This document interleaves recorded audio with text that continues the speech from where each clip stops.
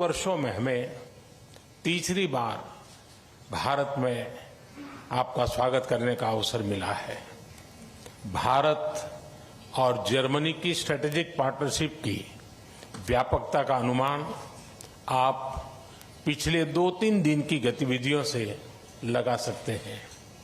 आज सुबह हमें जर्मनी के एशिया पैसिफिक बिजनेस जगत की कॉन्फ्रेंस को संबोधित करने का अवसर मिला। मेरे तीसरे कार्यकाल की पहली आईजीसी मीटिंग अभी कुछ देर पहले संपन्न हुई है। अभी हम सीईओ फोरम की बैठक से आ रहे हैं। इसी समय जर्मन नौसेना की शिप गोवा में पोर्ट कॉल कर रही है और खेल जगत भी पीछे नहीं है। हमारी हॉकी टीमों के बीच फ्रेंडली मैच भी खेले जा रहे हैं।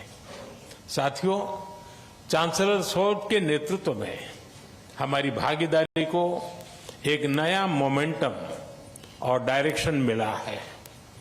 जर्मनी की फोकस ऑन इंडिया स्ट्रैटेजी के लिए मैं चांसलर शोल्ट का अभिनंदन करता हूं।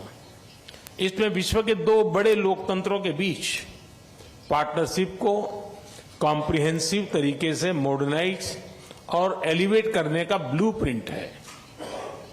आज हमारे innovation and technology road map launch किया गया है।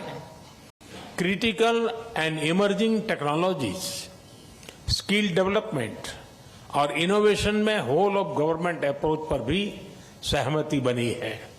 इससे आर्टिफिशियल इंटेलिजेंस, सेमीकंडक्टर और क्लीन एनर्जी जैसे क्षेत्रों में सहयोग को बल मिलेगा और सिक्योर, ट्रस्टेड और रेजिलिएंट ग्लोबल सप्लाई और वैल्यू चेन्स का निर्माण करने में भी मदद मिलेगी।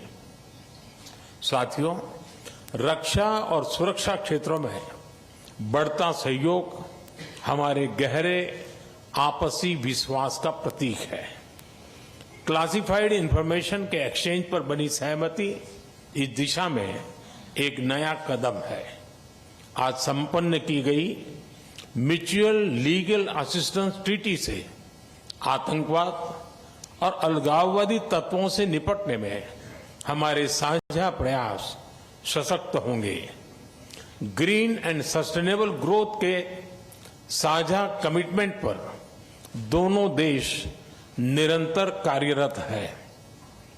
आज हमारी ग्रीन और सस्टेनेबल डेवलपमेंट पार्टनरशिप को आगे बढ़ाते हुए हमने ग्रीन अर्बन मोबिलिटी पार्टनरशिप के दूसरे चरण पर सहमति बनाई है और ग्रीन हाइड्रोजन रोड मैप भी लॉन्च किया है।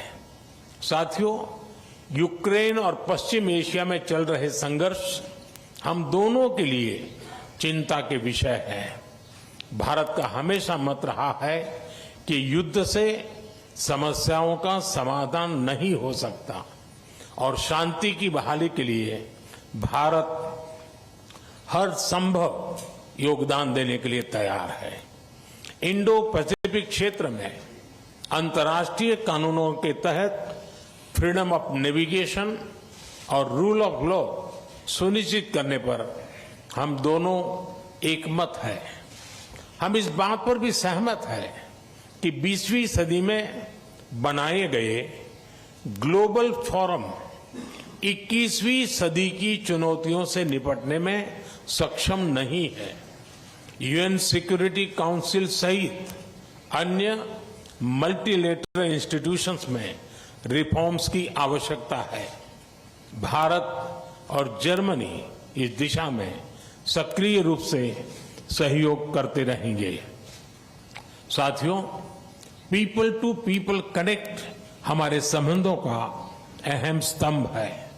आज हमने स्किलिंग और वोकेशनल एजुकेशन में मिलकर काम करने का निर्णय लिया है। आईआईटी चेन्नई और ड्रेसडेन विश्वविद्यालय में भी समझौता संपन्न हुआ है, जिससे हमारे स्टूडेंट्स ड्यूअल डिग्री का लाभ उठा पाएंगे।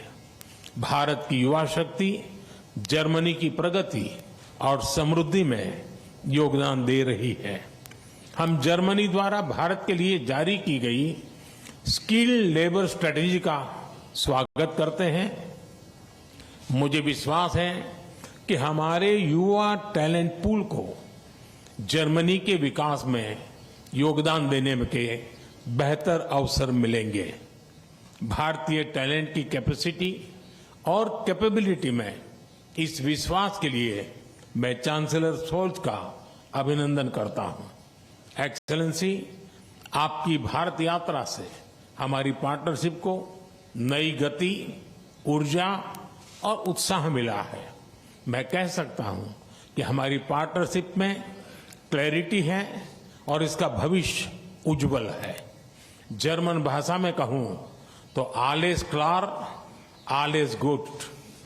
बहुत बहुत धन्यवाद। दाके शॉन।